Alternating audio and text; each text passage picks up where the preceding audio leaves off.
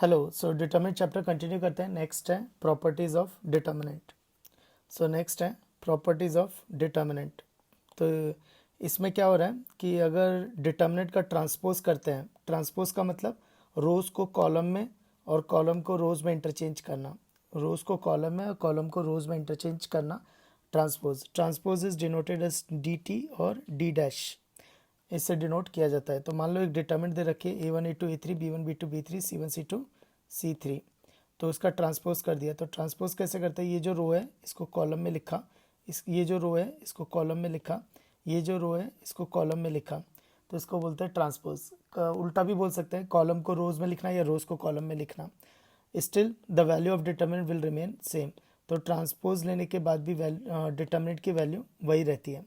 Next है properties of determinant में। Next है अगर कोई दो रो कॉन्जिक्यूटिव, कोई दो रो को इंटरचेंज किया जाता है तो माइनस का फ़र्क आ जाता है। कोई भी दो रो को अगर इंटरचेंज किया जाता है तो माइनस का फ़र्क आता है।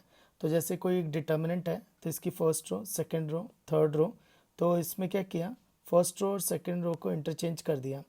तो ये जो है ना फर्स्ट और सेकंड रो, तो इसको इस तरह से लिखते हैं R1 interchange to R2, R1 interchange to R2। तो ये इस तरह से लिखने का तरीका है, R1 इंटरचेंज टू R2। तो उससे क्या होगा, डिटर्मिनेंट में माइनस का फ़र्क आ जाएगा।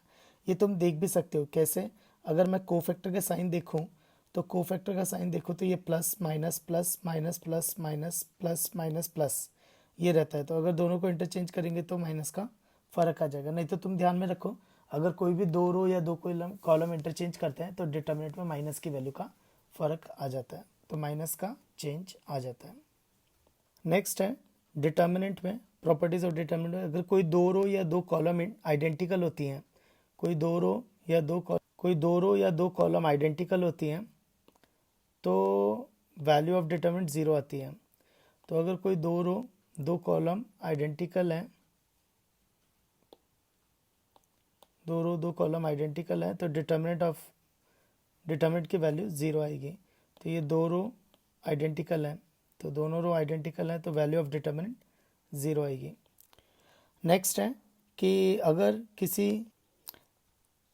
किसी दो रो और किसी डिटर्मिनेंट को स्केलर से मल्टीप्लाई करते हैं तो एक रो या एक कॉलम को स्केलर से मल्टीप्लाई करेंगे। या फिर ऐसे सोचो, किसी रो में अगर k कॉमन है तो वो k बाहर आ जाएगा, किसी रो में k कॉमन है तो k बाहर आ जाएगा। उल्टा भी है, अगर किसी डिटर्मिनेंट को k से मल्टीप्लाई किया तो किसी रो के एलिमेंट को k से मल्टीप्लाई कर देंगे।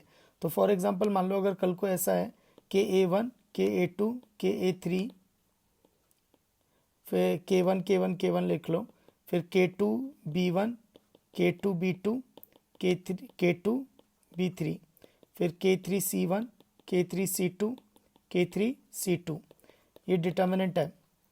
तो क्या होगा, पहली कॉलम से K कॉमन आ जाएगा, पहली कॉलम से K कॉमन आ जाएगा, दूसरी रो पहली रो से K कॉमन आ जाएगा, दूसरी रो से K कॉमन आ जाएगा, तीसरी रो से K कॉमन आ जाएगा। तो बाहर क्या बचेगा, K क्यूब इंटू डी।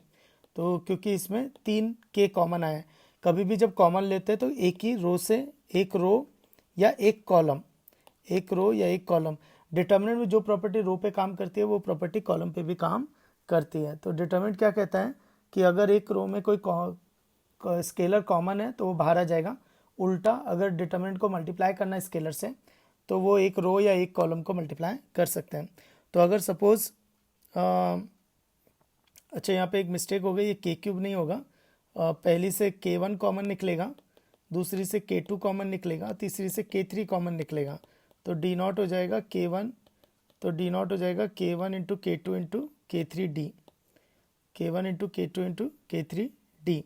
अगर ये तीनों, अगर ये K होते हैं, अगर ये सब K होते हैं, K1 equal to K2 equal to K3 equal to K, तो ये हो जाता K क्यूब डी उस केस में। तो पहली कॉलम से K1, दूसरी कॉलम से K2 और तीसरी कॉलम से K3 कॉमन निकला, तो रिजल्ट आ गया K1 into K2 into K3 into determinant.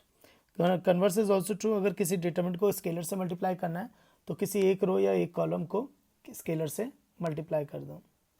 Next है, ये प्रूफ करना है विदाउट एक्सपेंशन। तो विदाउट एक्सपेंशन ये प्रूफ करना है कि इस डिटर्मिनेंट की वैल्यू ज़ीरो होगी। तो मैंने ये डिटर्मिनेंट मान ली 0 B minus C minus B zero, A C minus A zero. तो मैंने क्या किया, इसका ट्रांसपोज लिया, तो हमें पता है ट्रांसपोज में the value will remain same.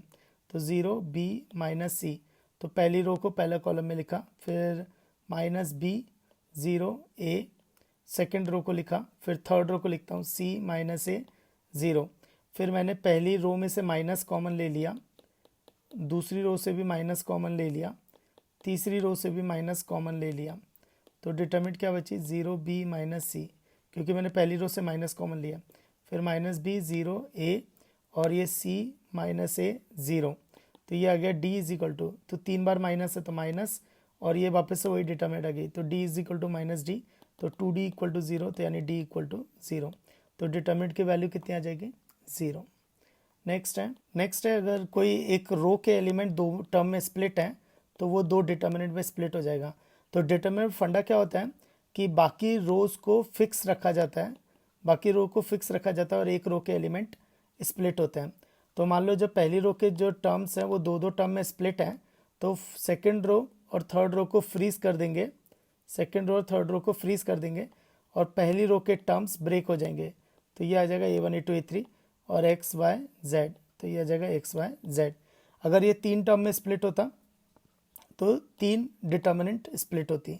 अगर ये तीन टर्म्स में होता, मान लो जैसे P plus Q plus R, तो फिर एक और आ जाता P Q R और second row as it is रहती B1 B2 B3 और third row as it is रहती C1 C2 C3। तो अगर तो एक रो के एलिमेंट अगर तीन तीन में स्प्लिट होता तो वो तीन डिटर्मिनेंट में स्प्लिट हो जाता। तो इस क्वेश्चन में ये है कि ये कितने डिटर्मिनेंट में स्प्लिट होगा। तो ये दो में स्प्लिट है, ये दो में स्प्लिट है, ये दो में स्प्लिट है, तो क्या होगा, पहले है ना रो टू और रो थ्री को फिक्स रखेंगे, रो टू और रो थ्री को फिक्स रखेंगे तो रो वन स्प्लिट हो जाएगी। फिर क्या होगा, रो वन और रो थ्री को स्प्लिट रखेंगे, रो टू स्प्लिट हो जाएगी, रो वन और रो थ्री को फिक्स रखेंगे, रो टू स्प्लिट हो जाएगी। फिर इसमें रो वन और रो टू को फिक्स रखेंगे, रो थ्री स्प्लिट होगा, ऐसे ये भी दो में स्प्लिट हो जाएगा।